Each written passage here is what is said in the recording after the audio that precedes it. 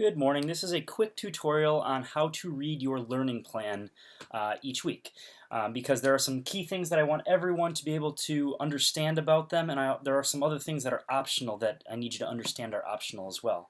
This is for the parents and the students, so I will be sending this out. We will also post it on Blackboard, but I'm going to use next week's as an example so that you can reference it exactly on Monday when it comes out. So at the top, it's going to have the dates of the week.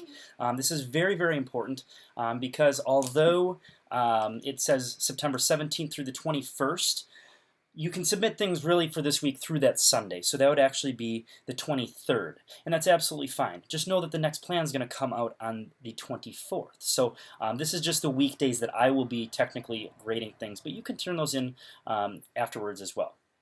This top section is optional every week. If you have special notes for me, whether it be the student or the parent, you are more than welcome to put notes in there so that I can read. This could be anything to do with John Doe struggled with the concept about blank, or it could be Johnny really liked this concept. All those different pieces of feedback definitely help me for the future. The next section, this yellow section, is very important. It's called Missing Work in Blackboard. In this section, I'm going to list everything that you have not turned in as of, or I should say that I haven't graded as of Friday evening. Some weekends I will be able to do some grading, so it might update through that, but otherwise it is going to be a list. The big thing about this list is the further behind you fall, the harder it's going to be to come back. So make sure that you're trying to stay up to pace. And these are things that you're supposed to be submitting in Blackboard, which is everything in 5th grade.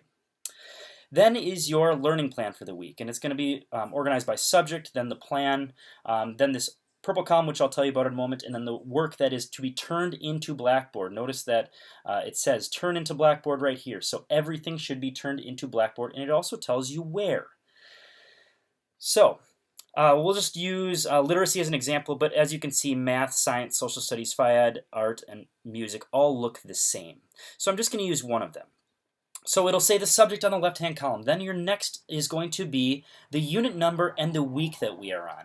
So underneath that, it's going to give you the specific slide numbers, but if you go into this link to the unit, which is exactly linked to the unit you're supposed to be in, you can then toggle between these and go to those slides. So I see on here that it slides 18 through 20. So I'm going to slide down to slide 18, and notice it says week 3 reading, and these are the very specific directions, which most of you have been doing an awesome job following.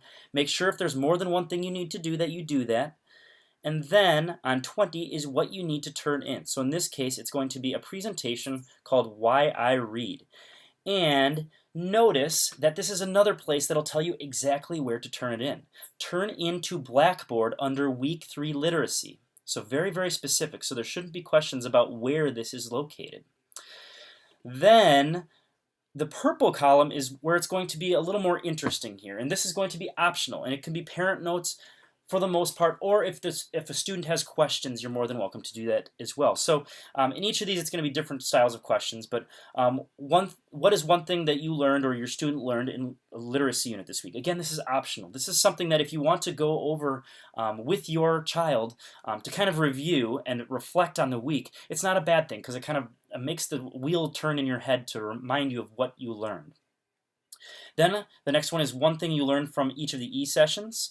And so in this case, there are 2 of them, reading and writing. Again, this is an optional thing, but you can use it as a review. It sometimes, again, triggers those memories, so it makes you remember things a little more clearly. The last section is going to be from the parents. So this is going to be very specific. If Johnny didn't enjoy or didn't do well or really struggled with a concept, this is where it really helps me because I can either schedule a time to meet with Johnny, or it could be something like, I really enjoyed this activity this week. I hope we have more like it. And I can try to do my best to make sure we do have more things like that. So it can be positive or negative. That's absolutely fine. This last column is probably, outside of this first column, the most important because this is going to be a reminder of the things that are due. So as I showed you in the unit, it says turn into Blackboard under week 3 literacy, the Why I Read presentation link. This is another place that it says that. So it's reminding you in 2 different places on the work that is going to be due this week. And again, it's going to look pretty much the same for math, science, social studies, phys ed, and health, as you can see in all of these. If you have any questions, feel free to email me. Like I said, I'm going to email this to all 5th grade parents and families so that you can see this and know how to read it. But hopefully for those of you that haven't been turning in work, which is just a handful of you, this will help you understand the work that is to be turned in.